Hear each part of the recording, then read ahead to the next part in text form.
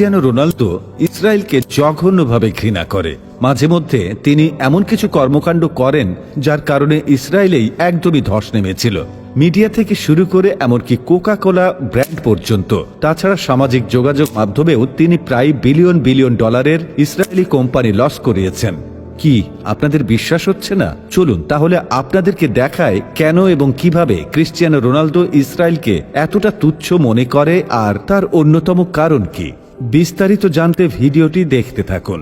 একবার এই ভিডিওর দিকে তাকান, যেখানে একজন ইহুদি সাংবাদিক ক্রিশ্চিয়ানো রোনালদোর কাছে এসে একটা প্রশ্ন করতে লাগে। এতটাই বিরক্ত হয়ে যায় যে তার হাতে যে মাইক্রোফোন ছিল সেই মাইক্রোফোন সরাসরি পানির মধ্যে ফেলে দেয়। ঘটনাটি 2020 সালের আগে, যার কারণে কিছুটা সমালোচনার মুখে পড়তে হয়, কিন্তু পরবর্তীতে জানা যায়নি কেনই বা তিনি এই কাজটি করেছিলেন। কিন্তু মানুষ তখন ঠিকই বুঝেছে, কারণ তার কিছুদিন আগে ক্রিশ্চিয়ানো রোনালদো সিরিয়ার শিশুদের নিয়ে একটি ভিডিও করেছিলেন, যেখানে তিনি বলেছিলেন, আমি তোমাদের সঙ্গে আছি।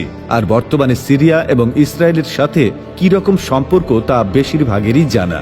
মূলত এ কারণেই তিনি ইহুদিবাদী সাংবাদিকের মাইক্রোফোন পানির মধ্যে ফেলে দিয়েছিলেন। তাছাড়া 2020 সালে ইউএফআই ইউরোতে তিনি একটি সংবাদ সম্মেলনে বসেন, যেখানে তার সামনে রাখা ছিল কোকা কোলার 2টি বোতল, এবং রোনালদো যখন ওখানে বসেন তখন সাথে সাথে সেগুলো সরিয়ে অন্যত্র রেখে দেয়, এবং তখন তিনি দর্শকদেরকে বলেন, জীবন বাঁচাতে পানি খাও, কোকা কোলা নয়। ঠিক এই কারণে তার পরের দিনই কোকা কোলা কোম্পানিতে ধস নামে, যেখানে প্রায় 1 মিনিটের ব্যবধানে কোকা কোলার $4 বিলিয়ন, অর্থাৎ বাংলাদেশি টাকায় প্রায় 35,000 কোটি টাকা ধস নেমেছিল।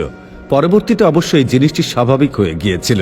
আপনাদেরকে বলে রাখি, কোকা কোলা বর্তমানে ইসরায়েল দ্বারা পরিচালিত হয়। ইসরায়েলের এই কোকা কোলা সারা বিশ্বব্যাপী এখন অনেকটাই জনপ্রিয়, কিন্তু রোনালদোর এই কর্মকাণ্ডের পর কোকা কোলার জনপ্রিয়তা এতটাই নিচে নেমে গিয়েছিল যে আপনারা স্ক্রিনে দেখতে পাচ্ছেন। তারপরই ভিডিওটি দেখুন, যখন ক্রিশ্চিয়ানো রোনালদো ছিলেন রিয়াল মাদ্রিদে। ম্যাচ শেষে তিনি যখন সবার সাথে হ্যান্ডশেক করতে যান, তখন এক ইসরায়েলি ব্যক্তি তার সাথে হ্যান্ডশেক করতে গেলে তিনি তার দিকে তাকাননি। তিনি ছিলেন ইসরায়েলের একজন গুরুত্বপূর্ণ ব্যক্তি। তাকে ম্যান অব দ্য ম্যাচ পুরস্কার দেওয়ার সময় মূলত তিনি এই কাজটি করেন। সেই ব্যক্তি হাত বাড়িয়ে দিলেও তিনি তার সাথে হাত মেলাননি। এই হাত না মেলানোর কারণেই মূলত এই কাজটি হয়েছে। অবশ্য এ নিয়ে তাকে কোনো সময় সমালোচনার মুখে পড়তে হয়নি, কিন্তু ক্রিশ্চিয়ানো রোনালদো যখন তার দিকে ঘুরে তাকায় তখন তার দিকে আর সামনে এগোয়নি, সরাসরি তিনি চলে আসেন। এর থেকেই বোঝা যায় ক্রিশ্চিয়ানো ইসরায়েলের প্রতি কতটা বিদ্বেষমূলক। আবার ক্রিশ্চিয়ানো যখন ছিলেন জুভেন্টাসে, তখন ইসরায়েলি প্রেসিডেন্টের সাথে হাত মেলানোর সময় প্রেসিডেন্ট যখন হাত মেলাতে হাতটি সামনে এগিয়ে দেন, তখনও তিনি তার সাথে হাত মেলাননি। তিনি তাকে ইগনোর করে সোজা চলে যান।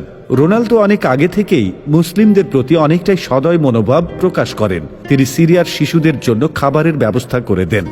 এমনকি ফিলিস্তিনের গাজায় শিশুদের খাবার দাবারের জন্য তিনি তার ব্যালন ডি'র পর্যন্ত বিক্রি করে দিয়েছিলেন। আর সবচেয়ে অবাক করার মতো একটা বিষয় হচ্ছে, তিনি সিরিয়ার শিশুদের লেখাপড়ার খরচও বহন করেছিলেন, সেখানে অনেক স্কুল নির্মাণ করেছিলেন। এতেই বোঝা যায় ক্রিশ্চিয়ানো রোনালদোর মুসলিমদের প্রতি তার ভালোবাসা কতটুকু। একইভাবে ইসরায়েলি ব্যক্তিদের প্রতি তার তেমন কোনো আগ্রহই নেই।